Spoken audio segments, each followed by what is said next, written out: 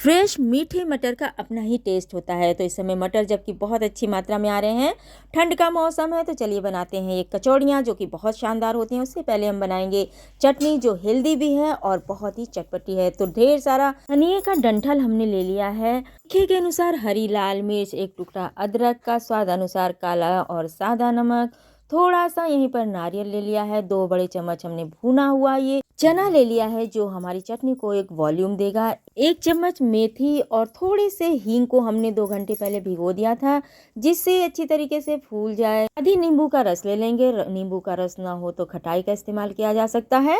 और इस तरह से हम अपनी इस चटनी को पहले बिना पानी डाले ही मिक्सर को घुमा लेंगे और दरदरा पीस लेंगे। उसके बाद हमें जितनी अपनी चटनी की थिकनेस रखनी है उसके अकॉर्डिंग पानी डालेंगे और अच्छी तरीके से अपनी चटनी को पीस करके तैयार कर लेंगे। तो हमारी चटनी पीस गई है, ये बहुत ही शानदार है, टेस्टी है, चटपटी है, उससे भी बढ़कर ये हेल्दी है। जो हमने इसमें मेथी और हींग डाला है, मेथी जो हमारे शरीर को गर्म रखेगा और हींग जो है हमारे डाइजेशन को सही रखेगा। तो इस चटपटी और हेल्दी चटनी को पूड़ी पराठे या किसी भी खाने के साथ हम एंजॉय कर सकते हैं। ये बहुत ही चटपटी और मज़ेदार होती है। चटनी हमारी बन गई है तो फटाफट से हम अपनी फीलिंग के लिए यहाँ पर हमने फ्रेश मटर ले लिए, मीठे वाले मटर हैं, 1 कटोरी मटर और ढेर सारा धनिया का स्टेम डालकर इसको ऐसे पल्स पर हम ग्राइंड कर लेंगे, यानी दरदरा सा पीस लेंगे। और यहाँ पर हमने एक कढ़ाई में 2 बड़े चम्मच सरसों का तेल लिया है। तेल गरम हो जाएगा तो 1 चम्मच जीरा और तीखे के अनुसार हमने हरी और लाल मिर्च ले लिया है, 1 चम्मच हल्दी डाल देंगे और तुरंत ही हमने जो मटर को ग्राइंड करके रखा है उसको इस तेल में ट्रांसफ़र कर लेंगे, थोड़ा सा सौते करेंगे। और यहीं पर हमने 2-3 उबले हुए आलूओं को भी इसी में मैश कर लिया है, चाहे तो आलूओं को अवॉइड भी किया जा सकता है। तो इस तरह से आलू और मटर की ये हम फिलिंग बना करके तैयार करेंगे। ये बहुत ही टेस्टी होती है, खाने में बड़ी मज़ेदार होती है।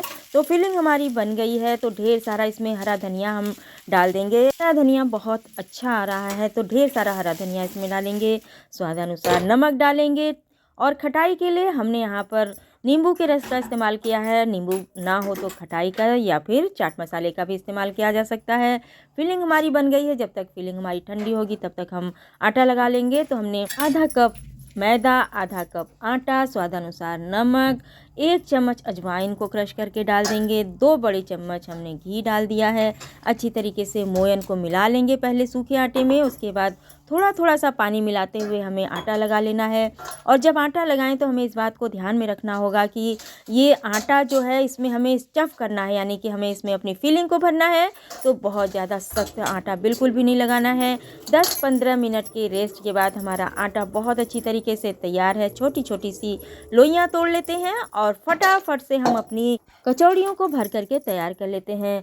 तो कचौड़ी के लिए जो हमें बाउल बनाना है, यानी कटोरी नुमा शेप देना होता है, तो उसके लिए लोई को लेंगे, थोड़ा सा बेलन लगाएंगे, बहुत ज़्यादा नहीं बेलेंगे, बस लोई को थोड़ा सा बढ़ा लेंगे और हाथों के हेल्प से इस तरह से उसको कटोरी का शेप देंगे। और कटोरी का शेप देने के बाद इसमें हम फिलिंग की बहुत अच्छी सी क्वांटिटी, यानी कि जितना फिलिंग आराम से हम इसको भर सके अपने अंगूठे और उंगलियों की हेल्प से, उतना फिलिंग हमें इसमें भरना है।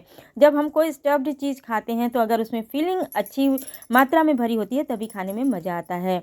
तो इस तरह से फिलिंग हम इसमें भर लेंगे और हमें इसमें बेलन नहीं लगाना है, बस इस तरह से अपनी हथेलियों की सहायता से इसको थोड़ा सा फ्लैट कर देना है। और अगर हम बेलन नहीं लगाना चाहते हैं तो इस तरह से अपने हाथों की ही मदद से इसका कटोरी नुमा एक शेप बनाएंगे और उसमें फिलिंग को भरेंगे और इस तरह से अपनी फिलिंग को भर करके अपनी कचौड़ियों को हम तैयार कर लेंगे।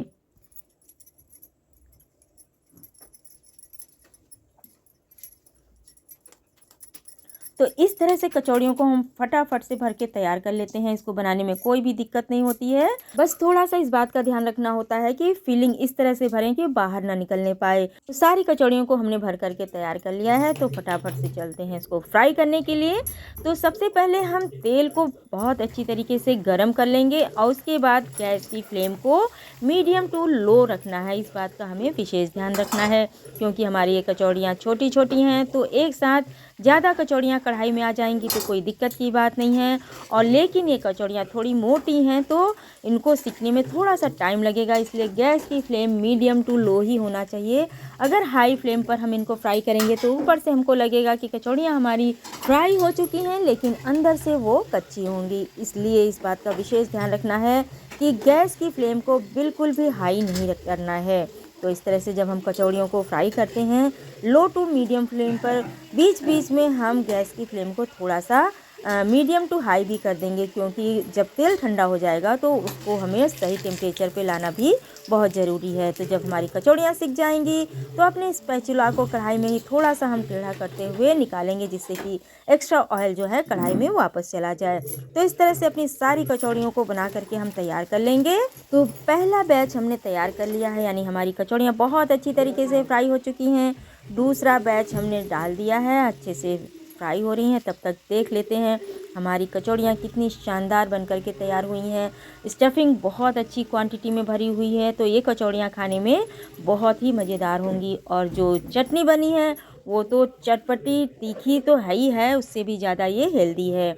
इससे पहले कि मटर का सीज़न चला जाए, इस तरह से ये मटर की कचौड़ियाँ बनाएं, खाएं और सबको खिलाएं, और देखिए कितनी मज़ेदार ये कचौड़ियाँ बन करके तैयार होती हैं।